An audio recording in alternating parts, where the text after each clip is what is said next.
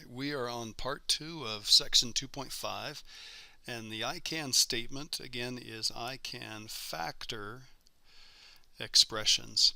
And I've got a starter question for you. I want you to think about this because you've got to have this down, you've got to have this memorized, you've got to know what the first rule in factoring is. So if somebody says factor, whether it's this year or next year or 5 years from now, you've got to know, hey, this is what I'm going to look for first.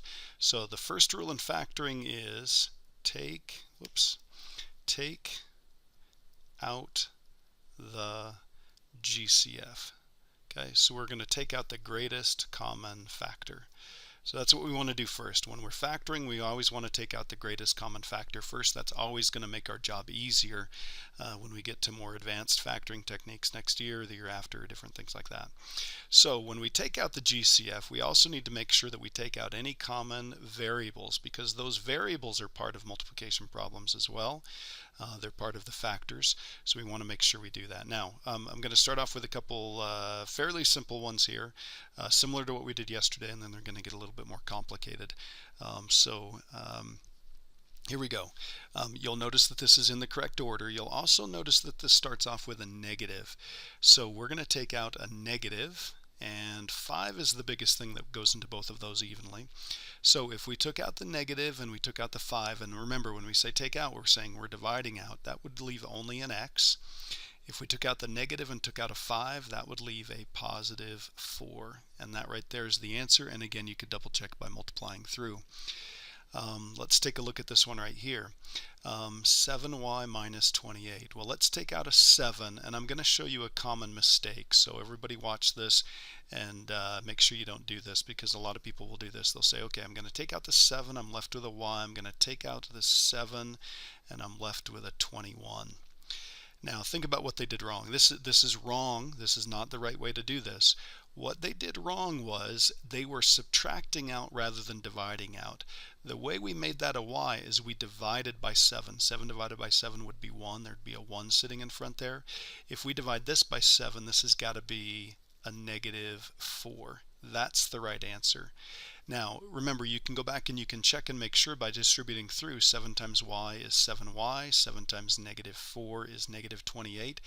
If you were to write this down, and let's say we did this on a test, you could check and make sure. 7 times y is 7y, and then 7 times negative 28 is, or negative 21 is definitely not negative 28. So we know that that's not the right way to do that problem.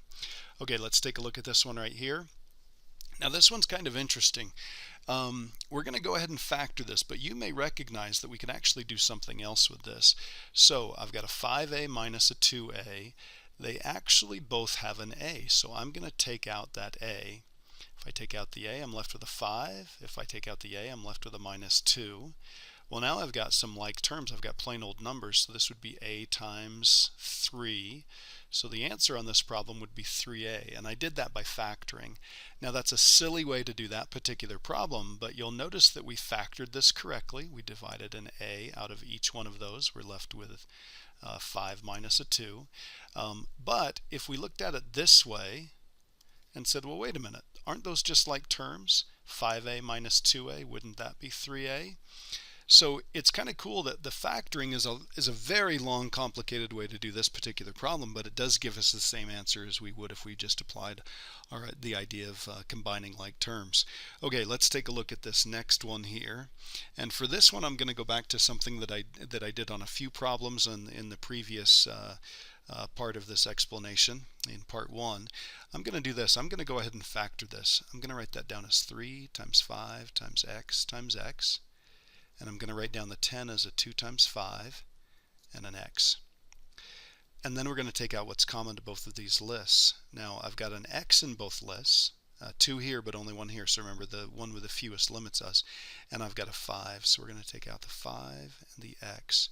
So if we take out a 5x, what we're left with is a 3 and an x, and what we're left with here is just a 2. And that right there is the answer.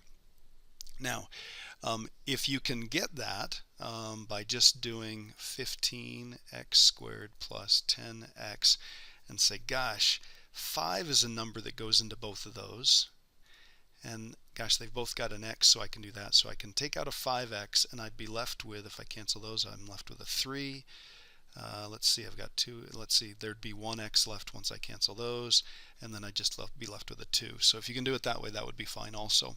So on this one, we're just going to go through and we're going to say, okay, what do we have in common here?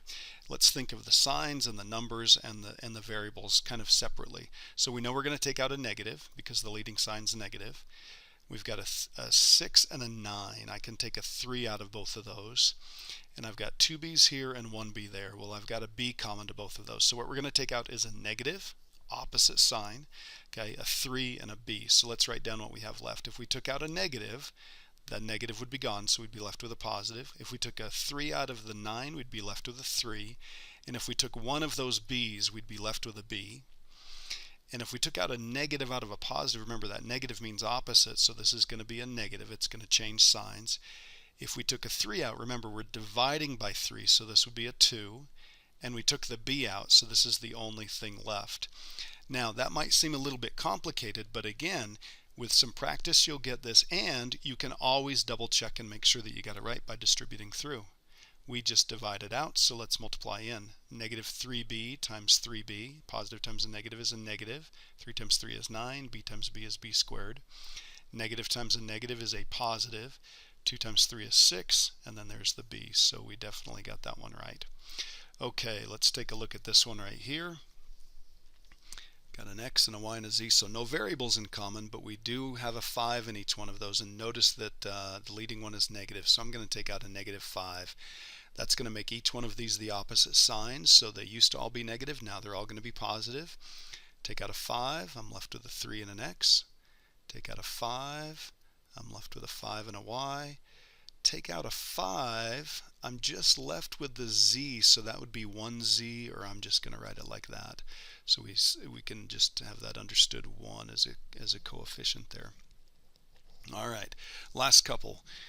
We've got 10xy minus 24xyz. So let's see, let's take the numbers first. We've got a positive here, so we're going to take out a positive. And we've got, let's see, they're both even. 2 would be 2, 5. No, 5 doesn't go in there. 4 goes in here, 4 doesn't go in there. Okay, 2 is the biggest number we can take out. And let's take a look at the variables. So we've got an x here and an x there and a y here and a y there. So we can take out an x and a y, but not the z. So let's see what we're left with here. Take out a 2, so we've got a 5. Took out the x and the y. Got a negative here. Took a 2 out of there, divide by 2, so that's going to be a 12. We took out the x and the y, so that's going to be a z. Now, totally okay with this one right here. We're not going to run into too many of these. If you wanted to rewrite it this way so that the variable comes first, we could do negative 12z plus 5, but then we've got a negative. We'd have to pull that out. Probably not worth it. Probably just, we'll leave it like that. That's going to be okay. Let's take a look at this next one. Let's see. 25, 50, and 75, and they're written in the correct order. If we think of quarters, 25 cents, 50 cents, okay, so 25 would be the biggest number we can take out.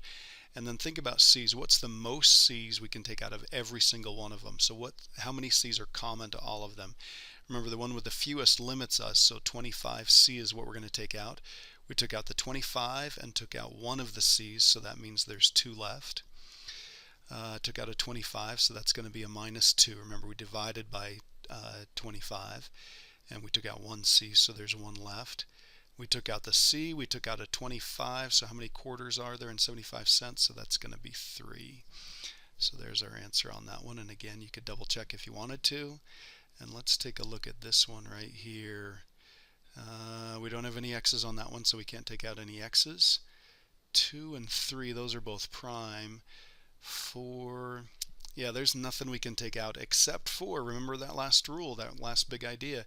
If it looks like you can't take anything out, you can always take out a 1, and in this case we're going to take out a -1. So that's going to change the sign of each one of these. So that's going to be a -2x and then a +3. So remember, by taking out the negative, that changes the sign of each one of these to the opposite of what it used to be.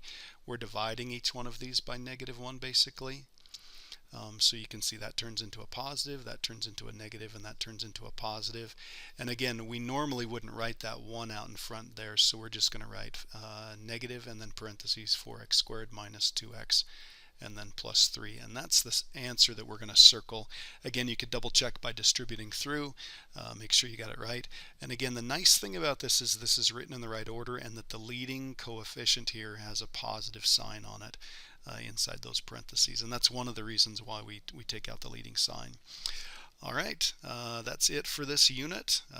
Good luck on this assignment, and good luck as you prepare for the test.